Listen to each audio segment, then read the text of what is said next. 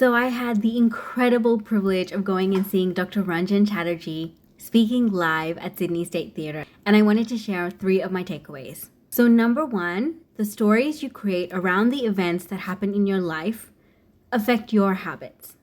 Another way to put that is we can change the perspective we have by just changing the story we're telling ourselves. I've spoken a lot about this in the past, but today I actually wanted to share a story that comes to mind every time I think about remembering that there are multiple sides to every story. So imagine you're on a train, and into the train carriage comes these 2 rowdy kids and their dad. And the dad sits down and starts staring out the window blankly. And the kids start wreaking havoc on the train carriage, right? They're running around, they're yelling, they're kicking the seats, chucking stuff at you. And in your mind right now, you're probably thinking, oh my God, these kids are the brattiest kids I've ever met. Why is their dad not saying something? And this goes on for about 5 minutes. And finally, you can't stand it anymore. So you get up and you walk over to the dad and you tap him on the shoulder and you say, excuse me, your kids are kind of being a nuisance. Would you mind telling them to sit down?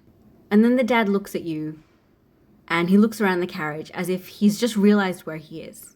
And he says, absolutely, yes, I'm really sorry. They just buried their mother.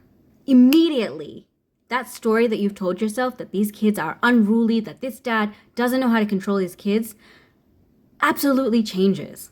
If you're like me when you heard that story, your feelings immediately change to compassion and empathy. You just want to give this whole family a hug. Every time I get into a situation or I hear someone talking about a situation which is very frustrating, for example, being in traffic or dealing with an annoying customer, I remember this story because immediately it reminds me that whatever I'm thinking is my reaction. It is my story that I'm putting on this event.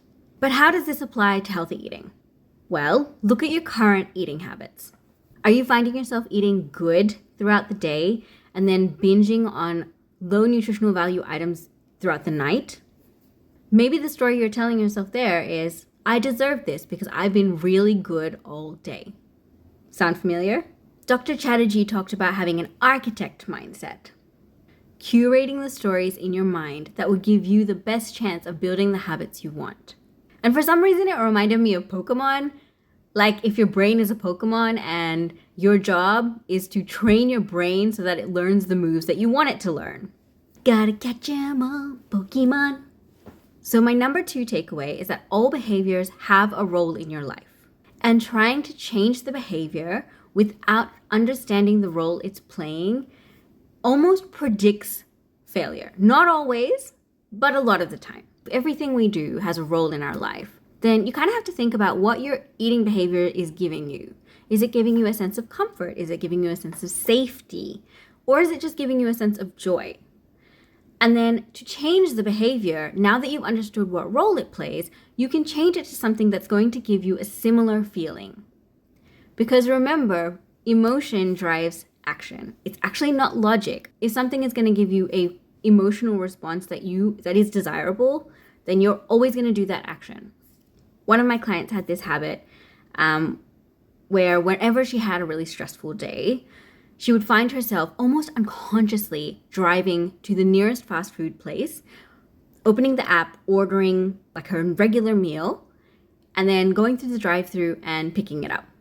And when we kind of looked at like the role of that behavior, she realized it was to relieve the stress of her workday. And she told me that going to this fast food restaurant brought her this sense of like comfort and safety because it was somewhere where she had experienced a lot of like pleasant, really happy, comforting childhood memories. And once she understood the role that this behavior was playing, it made it really easy for her to choose a different behavior that was going to give her the same sense of comfort and calm. My number 3 takeaway is all about self-trust. Dr. Chatterjee mentioned about how in this world like of ever increasing information, the only way to navigate that environment is by cultivating self-trust. He kind of talked about how we've entered this like era where we outsource our trust to well-credentialed experts. But the problem is there are a lot of well-credentialed experts who are saying the right thing, but with different points of view.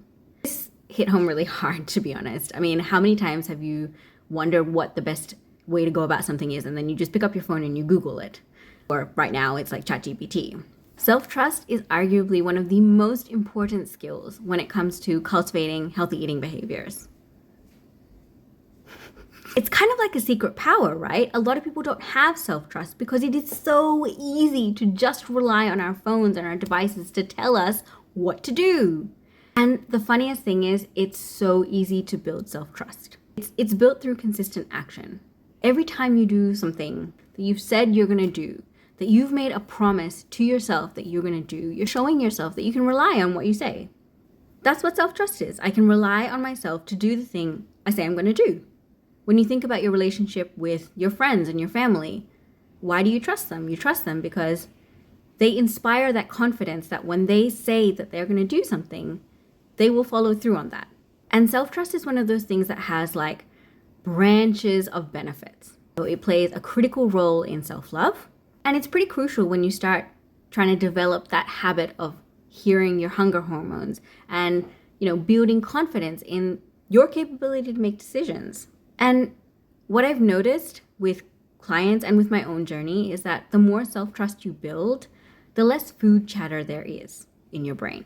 Dr. Chaterjee also mentioned this idea of like running the experiment, which really made me smile when I hear it. I love this idea because I use it so much, not just with my clients, but this is something I do on a regular basis. I run the experiment to me is all about choosing an action, doing it consistently for a set period of time, and then assessing how well it worked. Did it fit in with your routines? Or do you need to tweak it a little bit? And to me, that's kind of how you play any game. It makes it fun to run the experiment because when you're playing a game, you're looking for different strategies that are going to get you the win. And sometimes those strategies aren't going to work out. And that's okay because you're just running an experiment.